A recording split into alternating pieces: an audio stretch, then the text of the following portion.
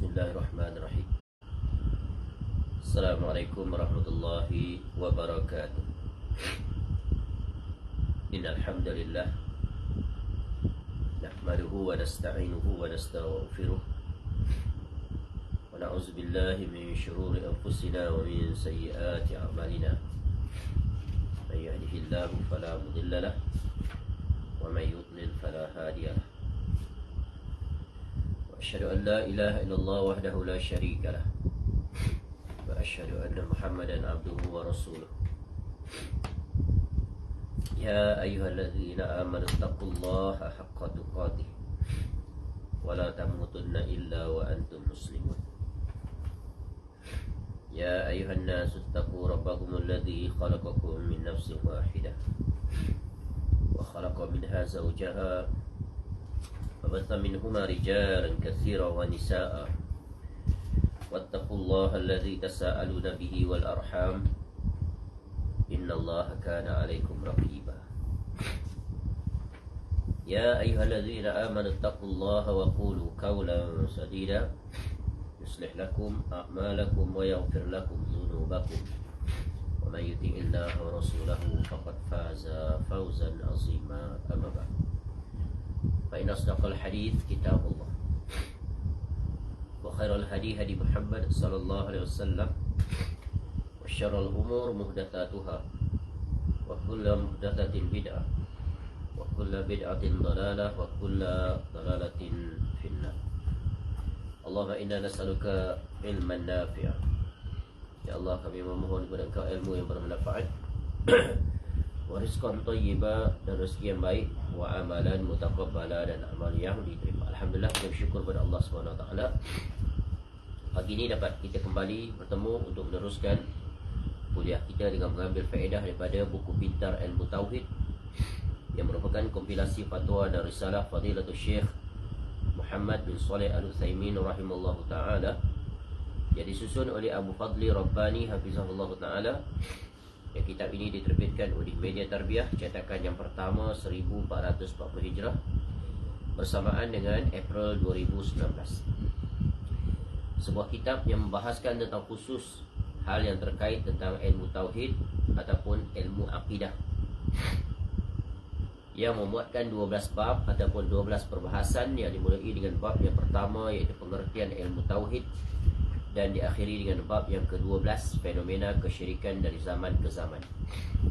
Kita sedang berada pada bab yang ke-11, iaitu bab yang menjelaskan tentang aktiviti manusia, amal perbuatan manusia yang berpotensi jatuh kepada kesyirikan, yang mana memuatkan 28 jenis contoh perbuatan ataupun amal atau ibadah yang apabila dilakukan oleh seorang hamba, jika keluar daripada aturan yang telah ditetapkan oleh Allah, boleh membawa kepada kesyirikan, boleh membawa kepada kekufuran. Dan kita sedang membahaskan amalan ataupun aktiviti yang ke-18, iaitu meminta syafaat, muka surat 396 dan diawali dengan muka surat 396.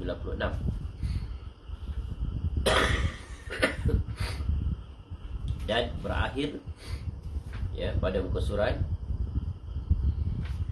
428. Dan kita masih berada pada perbahasan di bawah subtajuk macam-macam hasil syafaat di akhirat, mulai muka surat 404. Dan pada sesi sebelum ini kita telah selesai mengambil faedah daripada, iaitu jenis bentuk syafaat yang pertama di akhirat, iaitu dipanggil syafa'atul kubra ataupun syafa'atul uzma, yang dikhususkan untuk Nabi SAW, iaitu agar disegerakannya keputusan di padang mahsyar.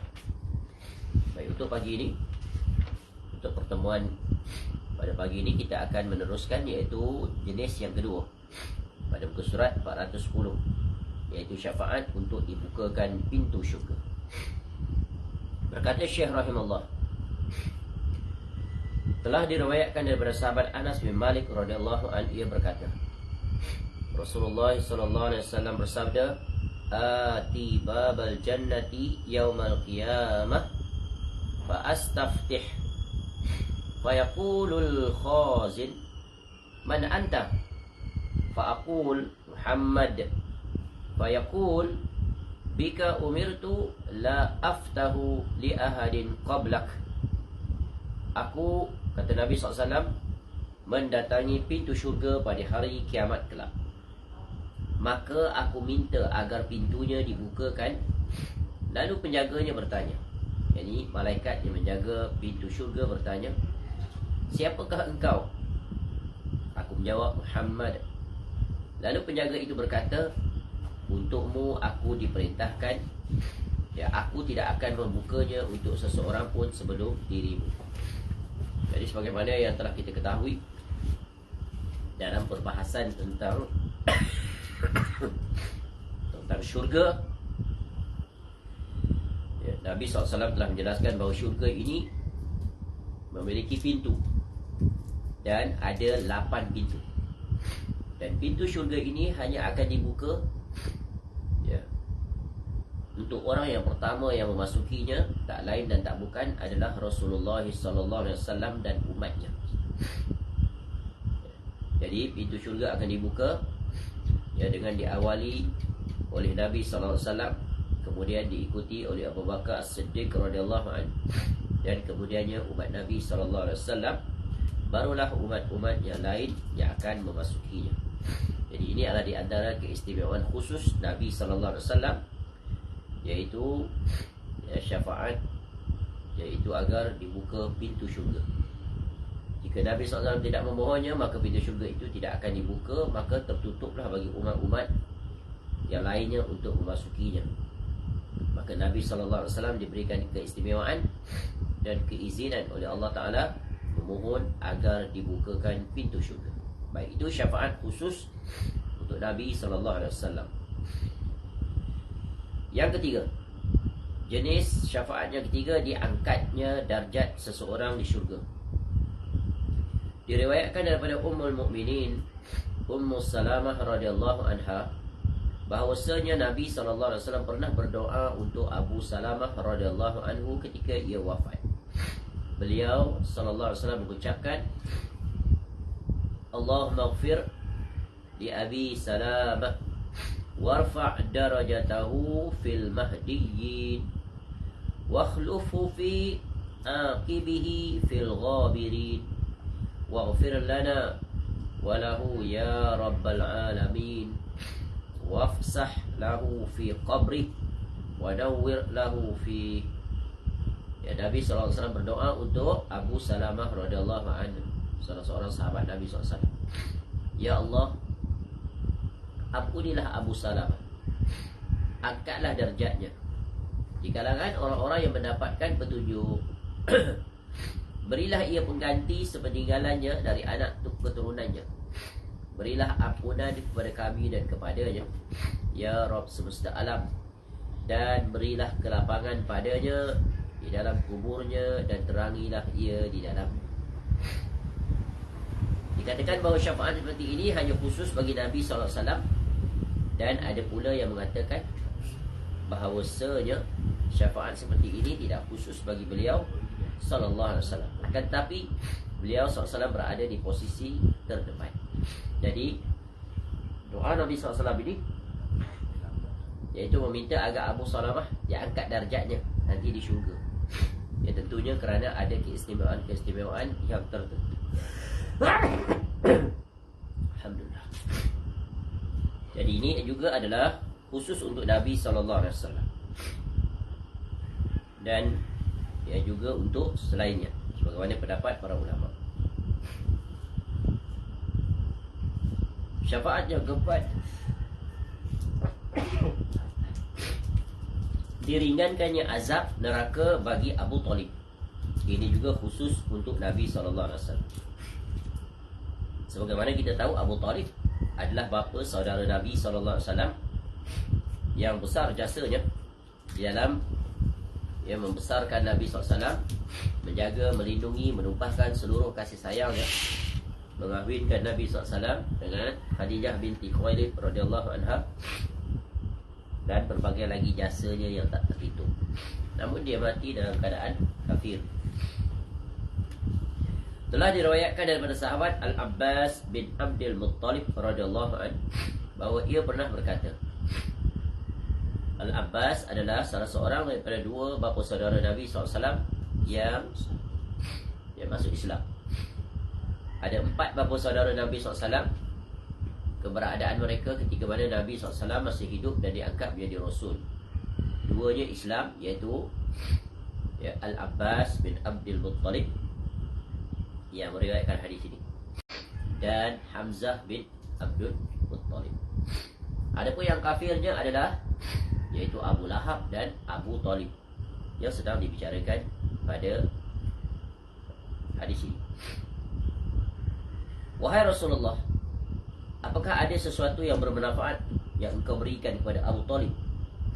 Kerana ia telah melindungimu dan marah demi membela.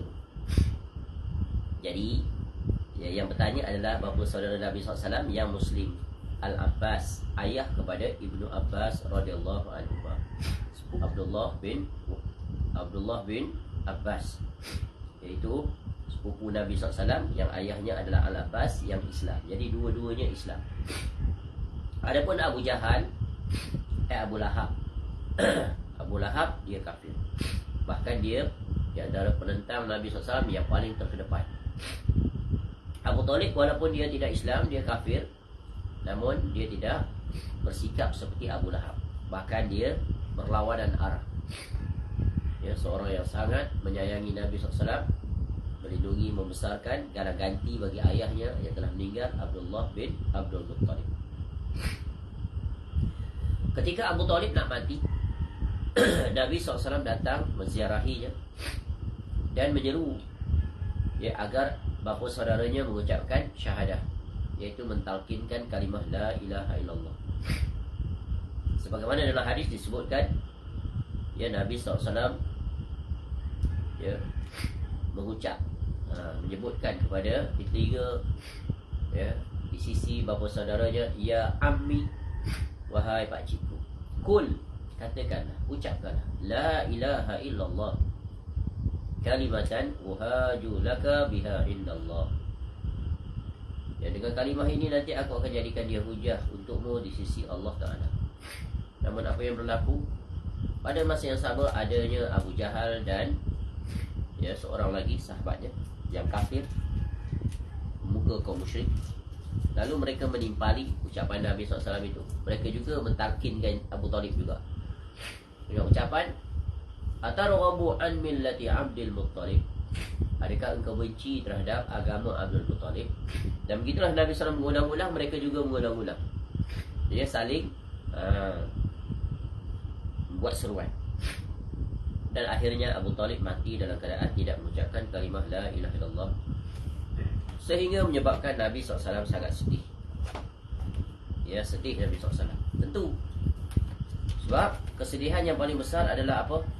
Apabila orang yang paling kita sayang, orang yang banyak jasanya kepada kita, namun mati dalam keadaan tidak membawa tauhid, mati dalam kekafiran.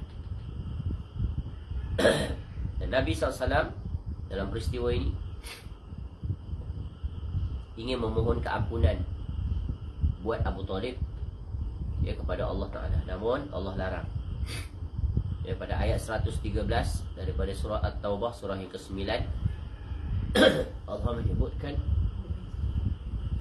ma kana lin-nabiyyi wal-ladzina amanu an yastaghfiru lil-musyrikeen walau kanu uli qurba min ba'di ma tabayyana lahum annahum ashabul jahim. Ia adalah sepatutnya, tak patut bagi Nabi dan orang-orang yang beriman meminta ampun kepada Allah bagi orang-orang musyrik. Tak boleh, dilarang. Kalau minta pun sia-sia, buat penat saja. Sayang macam mana pun terhadap seseorang yang kafir, hatta dia adalah ibu, ayah, abang, adik, kakak, namun tiada guna. Kerana apa? Syarat untuk mendapat pengampunan nombor 1 adalah tauhid. Kalau syirik, kufur, maka tiada harapan. Jadi Allah larang, tidak sepatutnya bagi Nabi dan orang-orang yang beriman meminta ampun pada Allah bagi orang musyrik. Walaupun orang-orang musyrik itu adalah kaum kerabatnya. Sudah jelas bagi mereka bahawasanya orang-orang musyrik itu adalah penghuni neraka Jahannam. Ini adalah teguran keras dan merupakan ancaman sekaligus dan peringatan. Orang-orang musyrik itu tiada guna amal-amal yang mereka buat, sebaik apa pun, sebesar jasa apa pun mereka, hatta jasanya kepada Rasul penutup, Rasul yang dimuliakan oleh Allah, Nabi SAW. Jadi ini adalah pelajaran berguna. Nasab, kedudukan, kedekatan tidak memberi manfaat kecuali diikat dengan kalimatut tauhid. Itu adalah prinsip yang penting. Tali yang paling kukuh ikatannya adalah yaitu al-hubbu fillah wal bughdu fillah. Cinta kerana Allah, benci kerana Allah. Itulah tauhid. Baik, sambung. Itu faedah tambahan tentang kisah Abu Talib. Jadi ditanya oleh Al-Abbas, iaitu saudara kandung Abu Talib, iaitu Al-Abbas. Beliau pun yang Nabi SAW menjawab, "Naam." Ada tak faedah yang kau dapat beri pada Abu Talib? Naam, ya. Wa huwa fi dahdahin min nar. Walaula ana lakana fi darkil asfala minan nar. Ya, ia berada pada permukaan neraka. Seandainya bukan kerana aku, niscaya ia berada di dasar neraka yang paling bawah. Ini spesialnya, sedikit keistimewaan yang diberikan kepada Abu Talib ni adalah dia tetap kekal di dalam neraka. Namun neraka yang dia berada padanya, seksaannya diringankan. Diringankan. Sekira tidak, tentu berada di dasar neraka yang paling bawah. Ada sisaan yang paling berat. Orang munafik berada di mana dalam neraka? Di dasar neraka. Saking jahatnya mereka itu. Kerana apa? Mengaku beriman padahal kafir. Baik, ini istimewa khusus untuk Nabi SAW, khusus pula untuk Abu Talib, tidak selainnya. Kerana jasanya kepada Nabi SAW, diringankan azab neraka.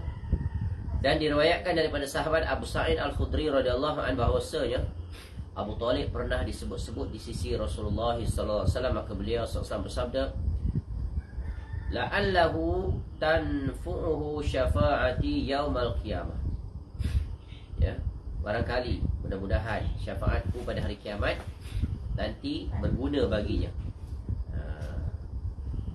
Fayuj'alu fi dahdahin min nar.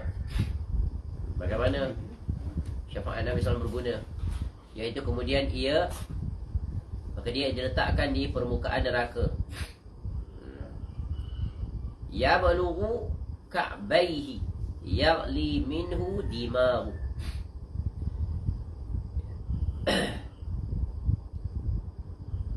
Yang hanya mencapai kedua mata kakinya, yang kerana itu otaknya mendidih. Tu. Ringan-ringan azab pun sampai otak mendidih. Saking panasnya api neraka yang tak terperi, berat azab.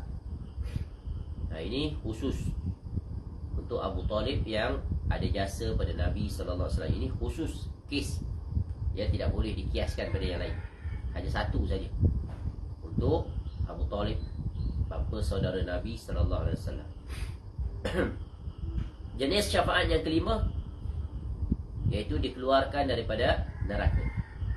Yang nak masuk neraka dikeluarkan. Telah diriwayatkan daripada sahabat Ma'bad bin Hilal Al-Anzi radhiyallahu anhu, ia mengatakan, beberapa orang dari penduduk Basrah berkumpul bersama kami. Lalu kami pergi menemui Anas bin Malik radhiyallahu anhu. Thabit radhiyallahu anhu juga ikut bersama kami, dan dialah yang menanyakan pada Anas tentang hadis syafaat. Anas bin Malik radhiyallahu anhu adalah maula Nabi sallallahu alaihi wasallam, hidup dalam rumah tangga Nabi sallallahu alaihi wasallam selama 10 tahun Dan ketika Nabi SAW wafat, umurnya 20 tahun. Anak muda yang dididik dalam rumah tangga Nabi SAW. Ternyata Anas sedang berada di rumahnya dan kami dapati ia sedang mengerjakan solat duha. Kami pun meminta izin untuk masuk dan ia mengizinkan. Saat itu ia dalam keadaan duduk di atas kasurnya, sedang duduk. Lalu kami katakan pada Thabit, jangan engkau tanyakan kepadanya tentang sesuatu awal dari hadis syafaat. Kemudian Thabit pun berkata, wahai Abu Hamzah, nama panggilan Anas, kunyah Anas bin Malik radhiyallahu adalah Abu Hamzah. Mereka adalah para saudaramu dari penduduk Basrah. Mereka ini datang menemui dirimu untuk menanyakan tentang hadis syafaat. Maka Anas pun berkata, Muhammad SAW telah menyampaikan kepada kami. Beliau SAW bersabda. Jadi Anas bin Malik radhiyallahu anhu ditanya, ya, oleh penduduk Basrah. Wakil penduduk Basrah tanya tentang hadis syafaat. Lalu Anas bin Malik radhiyallahu anhu pun menjawab, jika hari kiamat terjadi, maka sebahagian manusia menjadi berkelompok-kelompok dengan sebahagian yang lain. Lihat, para sahabat Nabi SAW ketika ditanya, mereka menjawab dengan hadis Nabi SAW. Inilah kaedah di dalam mengajar, di dalam menyampaikan ilmu, iaitu jawab dengan dalil, ya, agungkan qala Allah di tangga yang pertama, diiringi dengan tangga yang kedua qala Rasul sallallahu alaihi wasallam. Ini kewajipan orang alim, orang menyampaikan ilmu, ya. Jika tiada daripada keduanya, barulah datang daripada kaul para sahabat, para salaf, dan juga seterusnya. Ini adalah kaedah dalam menyampaikan ilmu dengan cara yang benar, ya, boleh dipertanggungjawabkan. Dan orang yang menyampaikannya adalah orang yang bertanggungjawab. Jangan diambil dari poket sendiri, ya. Sebab itu seorang alim mesti menguasai, ya, dalil-dalil. Itu adalah amanah ilmiah, amanah ilmu yang dia nanti akan bertanggungjawab di hadapan Allah. Ini bukan tugas yang ringan, bukan perkara yang remeh. Belajar daripada para sahabat seperti Anas bin Malik radhiyallahu an. Bila ditanya lalu memberi jawapan, ya, Muhammad SAW telah menyampaikan kepada kami, di mana beliau SAW bersabda, jika hari kiamat terjadi, maka sebahagian manusia menjadi berkelompok-kelompok dengan sebahagian yang lain. Lalu mereka mendatangi Adam AS dan berkata, mintakanlah syafaat untuk kami kepada Rabbmu. Adam AS jawab, aku tidak berhak, akan tetapi kamu datangilah, ya, iaitu Ibrahim AS, sebab ia adalah Khalilur Rahman. Maka mereka pun mendatangi Ibrahim AS, namun beliau AS berkata, aku tidak berhak, tetapi kamu datangilah Musa AS. Sebab ia adalah kalimullah. Mereka pun mendatangi Musa, ya, Nabi Musa AS, namun ia berkata, aku tidak berhak, tapi kamu datangilah Isa, iaitu Nabi Isa AS. Sebab ia diberikan ruh dari Allah dan dengan kata kun, Allah pun menciptakannya. Ini kita dah bahas malam, ya. Allah ciptakan makhluknya dengan kun. Namun ada pengecualian, Allah ciptakan sendiri dengan kedua tangannya, iaitu Adam AS dan ada beberapa lagi. Lalu mereka mendatangi Isa AS. Ia berkata, aku tidak berhak, akan tetapi datangilah Muhammad sallallahu alaihi wasallam. Maka mereka pun mendatangiku dan aku berkata, akulah yang berhak. Ini riwayat lain daripada Anas bin Malik radhiyallahu an. Sebagaimana yang pertama, hadis yang panjang tentang syafaat. Kemudian aku meminta izin pada Rabbku dan dia pun mengizinkanku. Allah juga mengilhamkan kepadaku puji-pujian yang dengannya aku memujinya. Pada saat ini aku tidak mengingatinya.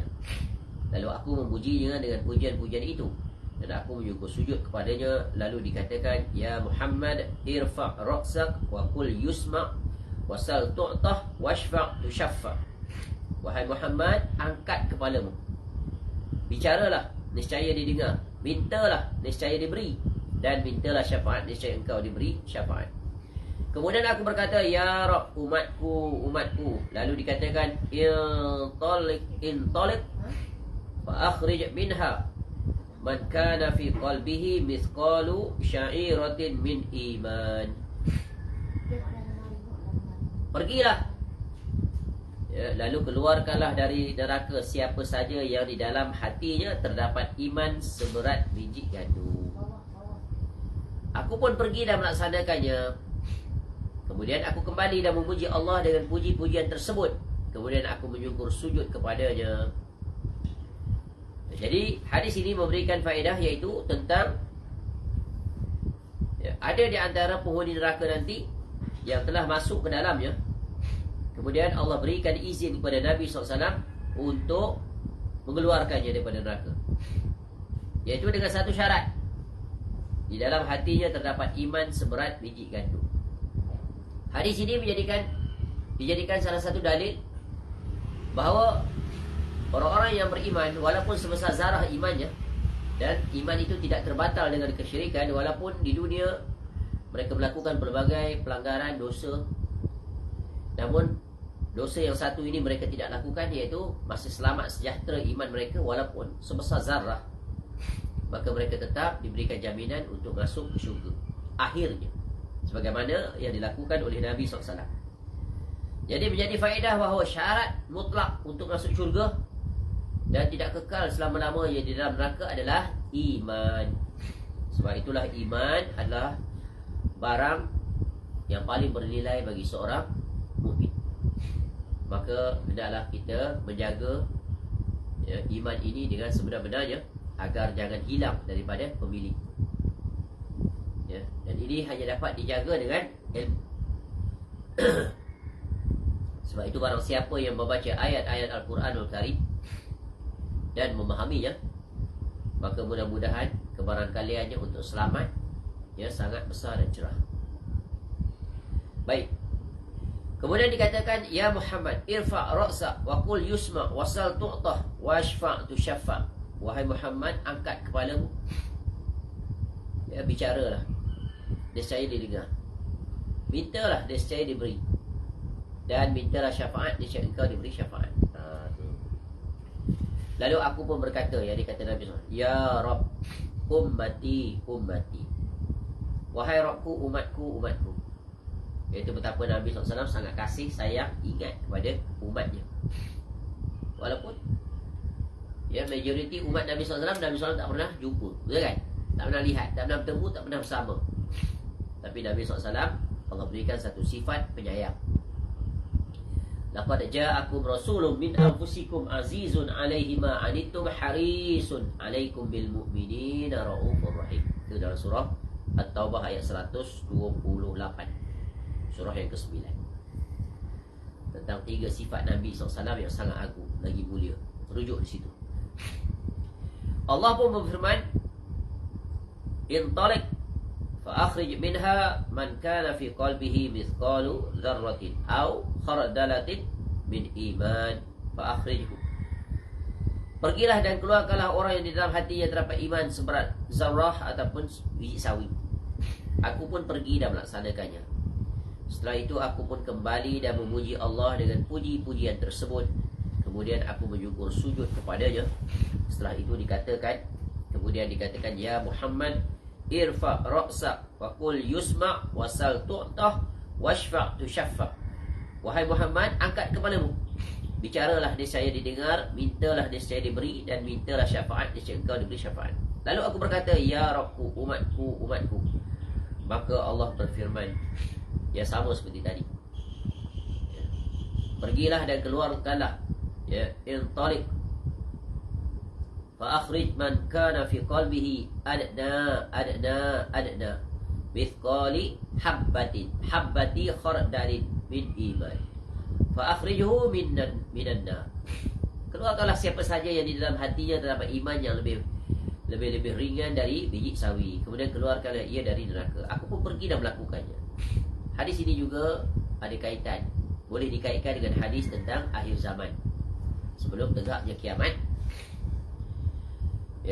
Sebelum tegaknya kiamat, orang-orang yang beriman walaupun sebesar zarah keimanan akan dimatikan oleh Allah Ta'ala. Tak ada satu pun yang tinggal. Dengan hembusan angin daripada arah Syam yang lembut menyapa diri orang-orang yang beriman, hatta mereka berada di dalam gunung-gunung, Ya, dalam gua-gua angin itu datang dan sampai kepada mereka dan mematikan mereka. Begitulah cara Allah Ta'ala mematikan orang-orang yang berada di penghujung usia dunia. Sebelum tegaknya kiamat, ya, mereka semua akan dimatikan terlebih dahulu oleh Allah Ta'ala. Kemudian yang tinggal siapa? Yang tinggal adalah orang yang paling bejat, orang yang paling kufur kepada Allah. Ketika itu mereka saling bergaduh, saling berbunuh, saling berebut-rebut. Syaitan membisikkan kepada mereka agar menyembah berhala-berhala. Dan yang menakjubkan di zaman itu, mereka sangat hidup penuh dengan kemewahan. Makmur bumi, murah rezeki. Tapi mereka berada dalam keadaan paling kufur kepada Allah. Dalam keadaan itulah kemudian Allah perintahkan malaikat Israfil untuk meniupkan tiupan sangkakala, maka berlakulah kiamat. Jadi pelajaran berguna, kesimpulan penting, kiamat akan dihadapi oleh orang-orang kafir. Orang beriman sesekali tidak akan menghadapi hari kiamat. Allah selamatkan mereka daripada azab hari kiamat pada hari itu. Selamat mereka. Baik, sambung.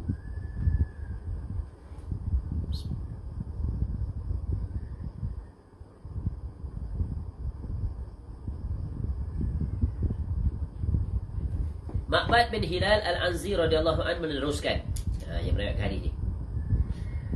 Sepulangnya dari menemui Anas, ya, radhiyallahu anhu, aku berkata pada sebahagian kawan-kawanku, selesailah dengan hadis tadi. Jawapan daripada Anas bin Malik radhiyallahu anhu tentang syafaat. Bagaimana kita singgah dulu menjumpai Al-Hasan.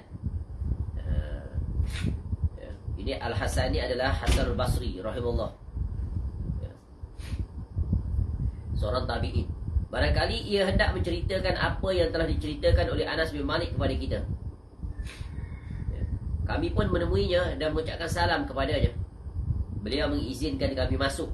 Lalu kami katakan, wahai Abu Sa'id. Abu Sa'id adalah panggilan kunyah bagi Al-Hasan Al-Basri rahimahullah, seorang alim, ya, tabi'in yang terkenal. Kami menemuimu sepulang dari saudaramu Anas bin Malik. Anas bin Malik radhiyallahu anhu adalah sahabat. Ya, jadi Hasan Al-Basri adalah tabi'in. Jadi hebatnya Hasan Al-Basri ini kenapa? Kerana bertemu dengan sahabat-sahabat Nabi SAW, termasuk Anas bin Malik radhiyallahu anhu. Kami belum pernah mendapati seperti apa yang ia ceritakan pada kami tentang syafaat. Al-Hasan pun berkata, apa itu? Lalu kami menceritakan hadisnya sehingga akhirnya Al-Hasan pun bertanya, ada lagi? Kami jawab, tidak, lebih dari ini. Lalu Al-Hasan berkata, sungguh ia pernah menceritakan kepadaku. Ketika itu ia masih dalam keadaan bugar. Keadaan bugar, masih sihatlah, masih muda lagi. Semenjak 20 tahun silam. Aku tidak tahu apakah ia lupa atau kerana tidak suka membuat kalian letih. Jadi waktu muda dulu. Jadi juga dalam ilmu hadis, ya, akan berlaku, akan ada perbezaan. Hadis yang diriwayatkan ketika usia muda dan hadis yang diriwayatkan ketika usia tua. Apa kemungkinan yang berlaku? Kalau lupa. Sebab itu ulama-ulama hadis ni sangat teliti. Ya, bukan hanya hadis tu yang diriwayatkan, keadaan ketika dia meriwayatkan hadis. Keadaan tu dia muda, kuat ingatan, tak lupa, potensi lupa tu kecil, maka hadis dia kuat. Ketika usia tua, dia riwayatkan hadis yang sama tapi lupa. Maka ketika itu dia ada perkiraan di sisi para ulama, boleh diterima atau tidak. Ni disiplin. Jadi para ulama ni berdasarkan hadis-hadis ini, keadaan dan sebagainya perawi itu, mereka pun buat disiplin ilmu, kaedah-kaedah dalam berinteraksi dengan hadis untuk menentukan hadis ini adalah hadis yang sahih, yang dhaif, ya, hadis yang palsu dan berbagai lagi. Itulah betapa rencam, kompleks tetapi sangat teliti para ulama hadis dalam merangka, ya, dan mengeluarkan disiplin yang sangat agung terkait tentang ilmu hadis. Sebab itu ulama hadis mereka adalah penjaga hadis Nabi SAW di atas muka bumi ini. Hebat, muliakan mereka. Lalu kami berkata, wahai Abu Sa'id, ceritakanlah. Maka beliau tertawa dan berkata, manusia telah diciptakan tergesa-gesa. Aku tidak menyinggungnya mereka kerana aku ingin menceritakannya pada kamu. Al-Hasan melanjutkan, Anas pernah menceritakan pada diriku sebagaimana yang telah ia ceritakan pada kamu. Rasulullah SAW bersabda, kemudian aku kembali untuk keempat kalinya, lalu aku memujinya dengan puji-pujian itu, lalu aku menyukur sujud kepadanya. Kemudian dikatakan, ya Muhammad, irfa' ra'sak wa qul yusma' wasal tu'tah washfa' tushaffa'. Wahai Muhammad, angkat kepalamu, bicaralah niscaya didengar, mintalah niscaya diberi, dan mintalah syafaat niscaya engkau diberi syafaat. Lalu aku berkata, ya Rabbku, izinkanlah untukku bagi orang-orang yang telah mengucapkan la ilaha illallah. Lalu Allah pun berfirman, wa izzati wa jalali wa kibriyai wa azamati la ukhrijanna minha man qala la ilaha illallah. Demi keperkasaanku, kemuliaanku, kebesaranku, dan keagunganku, nescaya aku akan mengeluarkan mereka dari neraka itu siapa saja yang telah mengucapkan kalimah la ilaha illallah. Jadi tambahan penjelasan daripada Al-Hasan yang telah mendengar hadis ini juga daripada Anas bin Malik radhiyallahu anhu. Ya. Jadi Anas bin Malik radhiyallahu anhu adalah merupakan salah seorang guru kepada Hasanul Basri. Jadi gurunya adalah sahabat Nabi SAW. Hadis ini, hujung ini memberikan faedah tentang salah satu daripada keutamaan kalimah la ilaha illallah. Ya.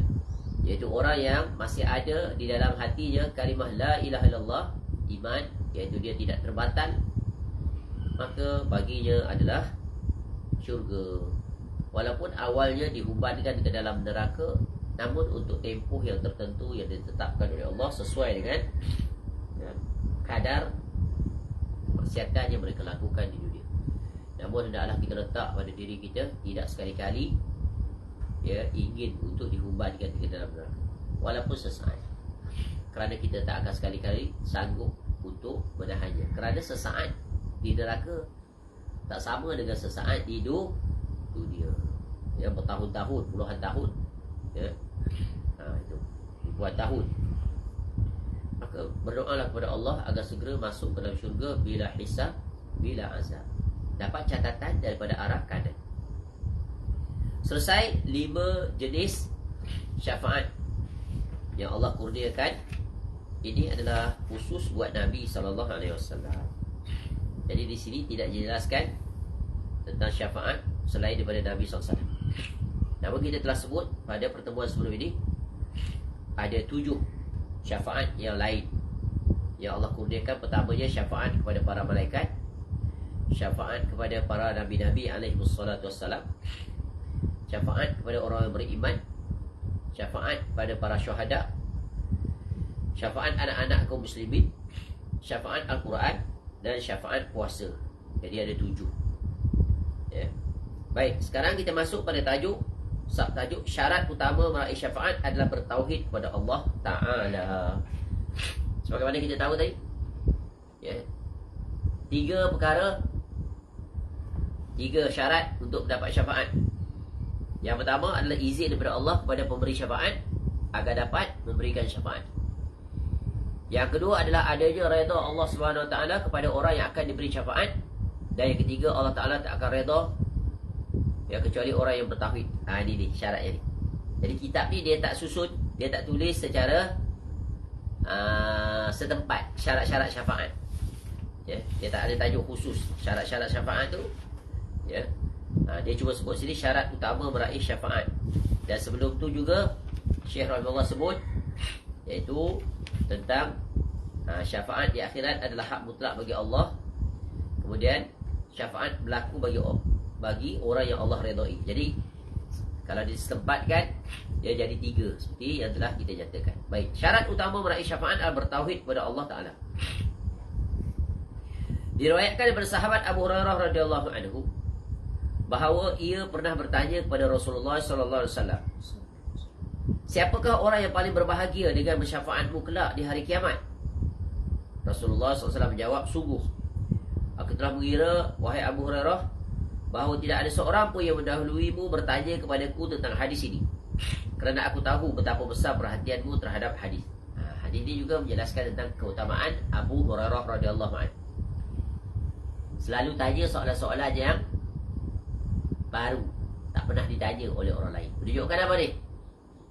Menunjukkan betapa cerdasnya Abu Hurairah radhiyallahu anhu. Tanya soalan yang belum pernah ditanya. Yang dah ditanya tu dah tahu lah. Kecuali kalau tanya sekali lagi untuk mendapat apa? Penegasan, ataupun untuk refresh balik, untuk ingat semula, untuk bagi semangat balik. Tapi di sini Nabi SAW sebut istimewanya Abu Hurairah radhiyallahu anhu, iaitu menunjukkan sehingga Nabi SAW sebut pada Abu Hurairah betapa besarnya perhatian kamu terhadap hadis, terhadap apa wasiat Nabi SAW. Jadi sebab itu kita ni kena usaha untuk akrab dengan hadis Nabi SAW. Kena baca hadis-hadis, ya, kena mutalaah, kena beli kitab-kitab hadis. Sebagai tanda bukti cinta pada Nabi SAW adalah adanya kitab hadis di rumah kita. Bukan hanya baca Quran. Boleh faham? Majoriti umat Islam jauh daripada hadis. Sebab tu begitu juga para penceramah. Sebab tu mereka bermudah-mudah je, ini hadis Nabi. Ya, diucap pun dalam bentuk keadaan tidak memenuhi piawaian, penyampaian. Ya, su'ul adab. Ada kaedah, kena belajar. Belajar tentang ilmu mustalah hadis sekurang-kurangnya. Ya, belajar adab dalam menyampaikan hadis. Pastikan hadis yang nak disampaikan tu, ya, tentang darjat hadis itu. Jangan asal-asalan sampaikan hadis. Dan yang lebih parah, ya, disampaikan hadis, satu tak teliti, tak cek. Yang kedua baca makna, ya, sahaja, kemudian ada tambahan daripada dia. Ya, diriwayat secara makna tapi ada syarahan. Tapi dia kata itu hadis. Sepatutnya, ya, dia baca tag itu yang asli. Ya, sebab itu seorang penceramah dalam kuliah mesti buat well preparation. Jangan asal. Kalau tak pasti jangan sampaikan. Khawatir termasuk dalam ancaman Nabi SAW. Ya.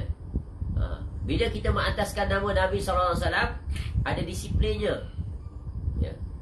Ada kaedahnya. Jangan sembrono, ikut sedap mulut. Bukan. Salah satu adab terhadap Nabi SAW dalam menyampaikan ucapan Nabi SAW, mesti quote verbatim, word by word. Baca teks Arab tu, kemudian baru baca terjemahan. Ya. Sebab Nabi SAW mengingatkan, man kazaba alayya muta'ammidan falyatabawwa maq'adahu minan nar. Barang siapa yang berdusta atas namaku, maka bersiap dirinya untuk dihumban dalam neraka. Ini bukan, ya, bukan perkara kecil, bukan perkara ringan. Jangan asal-asalan, oh Nabi SAW telah bersabda sekian-sekian. Rupanya bukan. Ya, rupanya hadis palsu, maudhu. Dan bagaimana? Ya, bukan sekali dua, berkali-kali. Ini menunjukkan betapa ceroboh, ya, betapa gelojoh dan kokoh dan berani dia, ya, terhadap hadis. Jadi Nabi SAW bagi keistimewaan orang-orang yang memberi perhatian pada hadis, belajar, ikut disiplinnya. Kerana yang kita nak sampaikan adalah amanah yang sangat besar, ucapan Nabi SAW. Jangan disandarkan pada Nabi SAW, tetapi Nabi SAW berlepas diri daripada sandaran itu. Baik, seterusnya. Lalu beliau SAW melanjutkan, as'adun nasi bisyafa'ati yaumal qiyamati man qala la ilaha illallah khalisan min qalbihi au nafsihi. Orang yang paling berbahagia dengan syafaatku pada hari kiamat, ya, nanti adalah orang yang mengucapkan la ilaha illallah tulus dari hatinya atau jiwanya. Dan perbahasan tentang kalimah la ilaha illallah ini ada pada syarah syahadatain, rukun Islam pertama. Berdasarkan, ya, dalil-dalil daripada Quran dan hadis, disimpulkan bahawa syarat syahadatain itu ada sekurang-kurangnya 7. Termasuk hadis ini, daripada ini dibuat syarat. Sebagaimana solat ada syarat, puasa ada syarat, zakat ada syarat, haji ada syarat, apatah lagi rukun Islam yang pertama, iaitu syahadatain, tentunya sah, ada syarat. Ya, bagaimana nak mengetahui syarat itu? Maka para ulama himpun, ya, dalil-dalil daripada Quran dan hadis sebagaimana yang mereka lakukan terhadap solat, puasa, zakat, haji. Nabi SAW tidaklah menyatakan satu persatu syaratnya 7, syaratnya 5, tak. Tetapi para ulama datang untuk memudah dan membantu kita mengetahui. Kerana ia ibarat scattered puzzle. Ya, di atas they put it together. Tu. Ya, sebagaimana syarat solat ada berapa? Yang mula-mula syaratnya apa? Ya, seperti contoh Muslim. Ya, syaratnya adalah apa? Akil, baligh. Ya, mukallaf. Syaratnya bersih. Ya, daripada hadas kecil, hadas besar. Ya, suci. Ya, suci, bersih. Ya, pakaian, badan, anggota tubuh badan dan tempat solat. Menghadap kiblat. Itu syarat. Kalau tiada syarat ini, maka ya tak tertegaklah solat itu yang nanti akan dirangkumi dengan rukun-rukun. Maka begitu juga yang utama nombor 1, syahadatain, la ilaha illallah. Apa syaratnya? 7. Ya. Dimulai dengan al-ilmu, ilmu. Yang kedua adalah ikhlas. Inilah dia, tulus dari hatinya. Syarat yang kedua, as'adun nas tu. Yang ketiga, apa yang ketiga? Qabul, terima. Yang keempat, al-mahabbah. Yang kelima, al-inqiyad. Yang ketujuh, as-sidq. Yang ketujuh, yang keenam, yang ketujuh. Yang ketujuh apa? Yang ketujuh. Yang ketujuh iaitu al-yaqin. Ada ulama tambah yang ke-8. Apa yang ke-8? Kufur terhadap segala tauhid. Engkar terhadap segala tauhid. Ada perkara yang membatalkannya. Tapi yang ke-8 ni dah masuk ke dalam ke-7. Tu kena faham, kena kuasai hukum.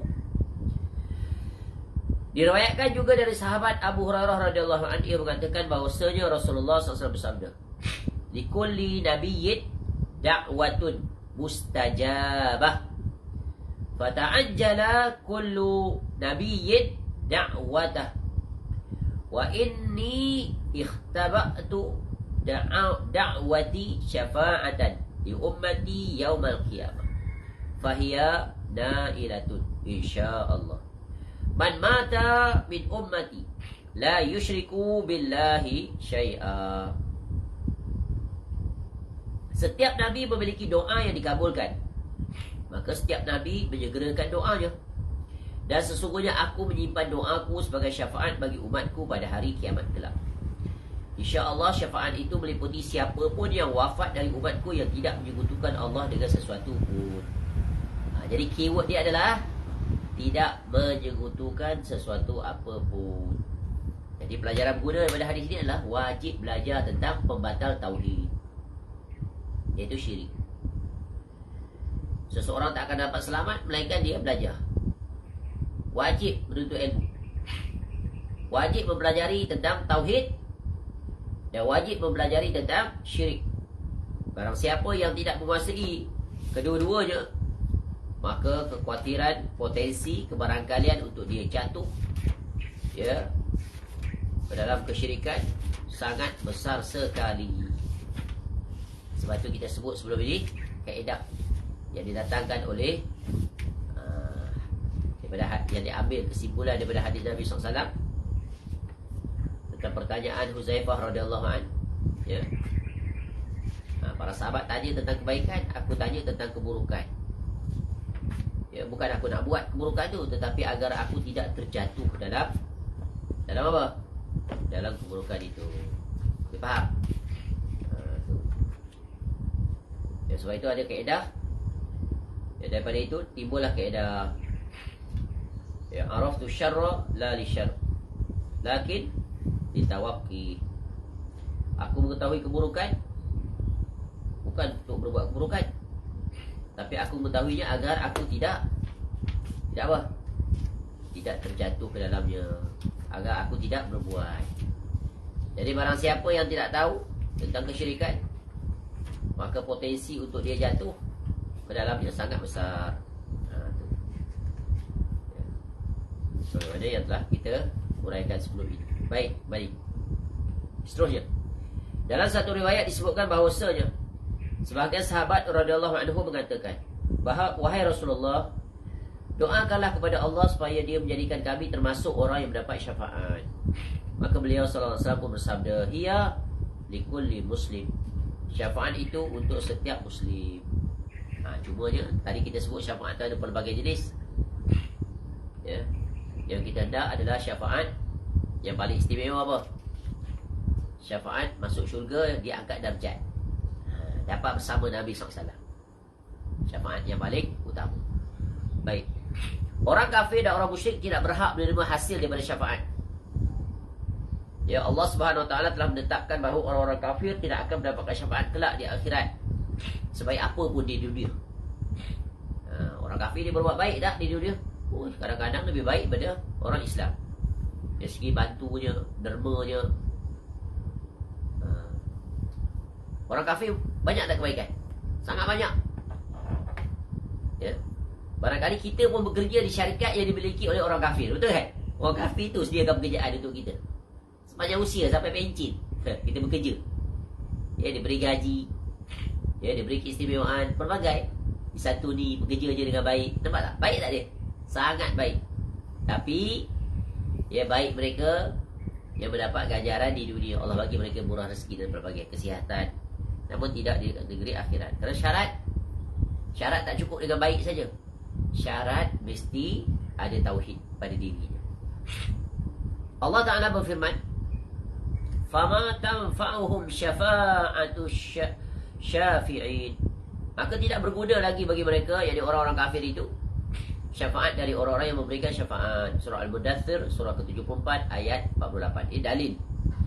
Allah Subhanahu Wa Taala juga berfirman, "Fama lana min syafi'in wala sadiqin hamim." Orang musyrik itu berkata, maka kami tidak memiliki pemberi syafaat seorang pun, dan tidak pula kami punya teman yang akrab.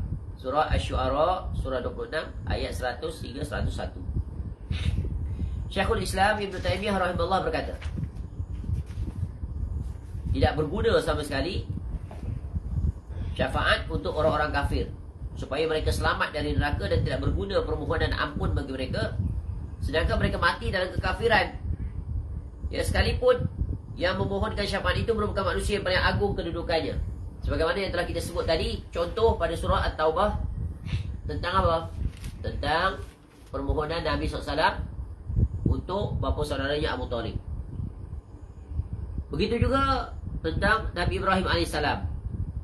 Ya, Allah sebut pada surah yang sama, surah At-Taubah, surah ke-9, ayat selanjutnya, ayat 113 tentang permohonan Nabi SAW, ayat 114 tentang permohonan Ibrahim AS untuk ayahnya. Wa ma kana istighfaru Ibrahim bali abihi illa am mau'idatin wa'adaha iyyah falamma tabayyana lahu annahu aduwwun lillahi tabarra'a minhu inna Ibrahim la'awwahun halim. Dan permintaan ampun dari Ibrahim kepada Allah Ta'ala. Untuk siapa? Untuk bapanya. Tidak lain hanyalah kerana satu janji yang telah diikrarkan kepada bapanya itu. Nabi Ibrahim berjanji pada ayah ni, dia nak minta ampun untuknya bila dia mati. Jadi Allah jelaskan tentang ehwal itu. Maka tak kala jelas bagi Ibrahim bahawa bapanya itu adalah musuh Allah. Kenapa? Kafir. Orang kafir itu gelaran untuk mereka adalah musuh. Siapa musuh Allah? Orang kafir. Orang kafir itu otomatik gelaran dia musuh. Dia musuh tauhid. Maka Ibrahim melepas diri daripadanya. Pelajaran berguna apa? Orang beriman tunduk terhadap perintah Allah. Bila Allah larang, maka mereka tinggalkan. Allah tegah, mereka jauhi. Hatta terhadap orang yang paling sayang, ayah. Maka Ibrahim melepas diri daripadanya. Sayang pada ayahnya, tapi sayang itu diikat dengan tauhid. Itulah prinsip al-wala wal-bara. Itulah kita pelajari dalam kitab kecil tersebut. Selesai, alhamdulillah.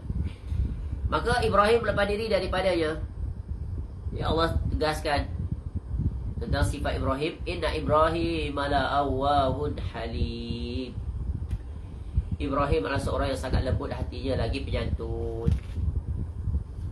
Sama tak Nabi SAW? Sama, bangai. Sebab itu Nabi SAW menyebutkan Nabi Ibrahim AS adalah orang yang paling mendekati, menyerupai Nabi SAW dari sisi fizikal, rupa paras. Apa tidaknya, itu adalah datuk. Dari segi perangai pun sama. Ya, Allah sebut tentang Nabi SAW dalam surah ini juga, surah At-Taubah. Ya, yang telah kita sebut sebelum tadi, ayat 128. Ingat tu. Laqad ja'akum rasulun min anfusikum azizun 'alaihi ma 'anittum harisun 'alaikum bil mu'minina raufur rahim. Sungguh telah datang kepada kamu seorang rasul. Ja'akum, datang. Ja'a, telah datang. Siapa? Rasul. Siapa rasul itu? Daripada kaum kamu. Ya. Orang Arab, daripada bangsa Arab. Ya. Apa sifat rasul ini? Azizun 'alaihi ma 'anittum.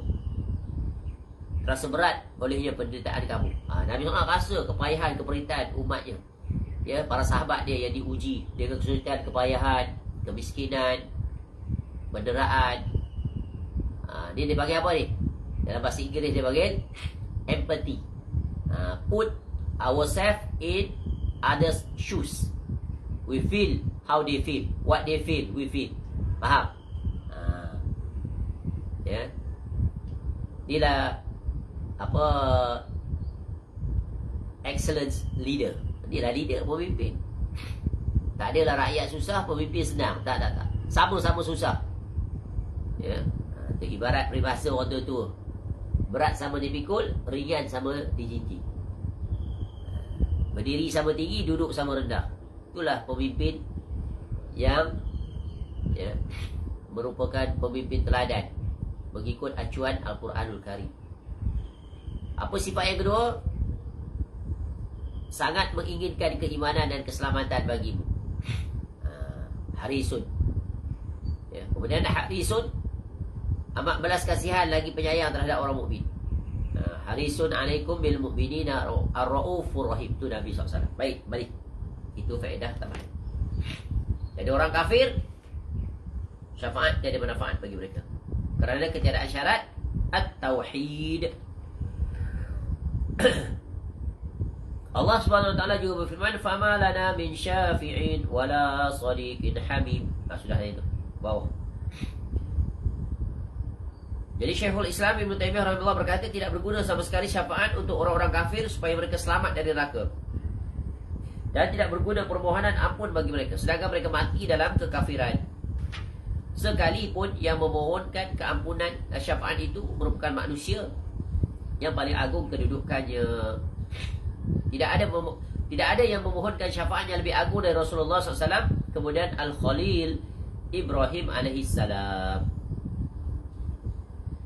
Jadi yang kita selalu yang kita notice, Nabi Ibrahim alaihissalam selalu digandingkan dengan Nabi sallallahu alaihi wasallam. Kenapa? Hubungan kedekatan. Sebagaimana dalam sebuah hadis riwayat Al-Imam At-Tabrani rahimahullah dalam Al-Mu'jam, ya Nabi SAW ditanya, "Ya Muhammad, akhbirna an nafsik."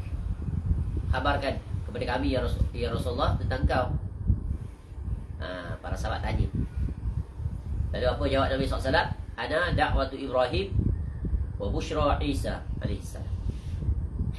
Aku ni adalah doa Ibrahim alaihissalam dan khabar gembira Isa alaihissalam. Nabi Ibrahim alaihissalam berdoa kepada Allah agar Allah utuskan kepada kaumnya seorang rasul yang akan membacakan kepada mereka ayat-ayatnya, yakni Alkitab dan hikmah. Dan Allah perkenankan doa Nabi Ibrahim alaihissalam. Baik, cukup takat ini dulu. Ya, kita berhenti di sini. Tidak ada yang memohonkan syafaat yang lebih agung dari Rasulullah SAW. Kemudian Al-Khalil Ibrahim alaihissalam.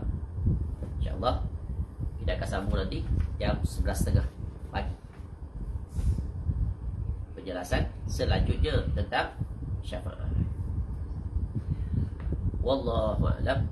Subhanakallahumma wa bihamdika asyhadu an la ilaha illa anta astaghfiruka wa atubu ilaik. Wassallallahu ala nabiyyina Muhammad wa ala alihi wa sahbihi wasallam. Wa akhiru da'wana alhamdulillahi rabbil alamin. Assalamualaikum warahmatullahi wabarakatuh.